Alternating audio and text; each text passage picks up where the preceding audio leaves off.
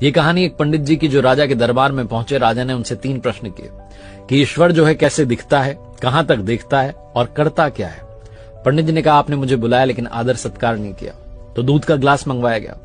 पंडित जी दूध के गिलास में बार बार उंगली डाल करके दूध को बाहर निकाल करके देख रहे थे। राजा ने पूछा कर क्या रहे हो। पंडित जी ने कहा कि मैंने सुना है दूध में मक्खन होता है। राजा ने कहा ऐसे थोड़ा ना मिलेगा, दूध से दही बनाया जाता है, दही को मथा जाता है, फिर मक्खन मिलता है। पंडित जी ने कहा ईश्वर भी ऐसे थोड़ा ना दिखेगा, आत्मा को पवित्र करना होगा नियम से, ध्यान से, अभ्यास से, तब परमात्मा दिखाई देगा। राजा बड़ा प्रसन्न हुआ जवाब से। उसने कहा दूसरे प्रश्न का जवाब दीजिए।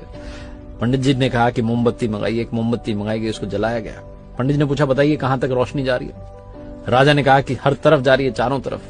पंडित जी ने कहा बस यही, परमात्मा भी चारों तरफ देखता है, हमारे हर कर्म का हिसाब उसके पास है। फिर राजा ने कहा कि तीसरे प्रश्न का जवाब दीजिए, ईश्वर करता क्या है। पंडित जी ने कहा आप गुरु बनकर के पूछ रहे हैं कि शिष्य बनकर के। राजा ने कहा शिष्य बनकर के।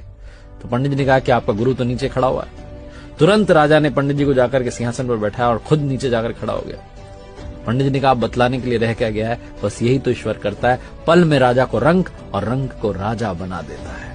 बहुत छोटी सी कहानी जिसका सार समझाता है भरोसा बनाए रखिए, प्रभु सब कुछ संभाल लेंगे, वो सब कुछ देख लेंगे, बस आपकी आराधना में, पूजा में, भक्ति में कमी मत होने देना।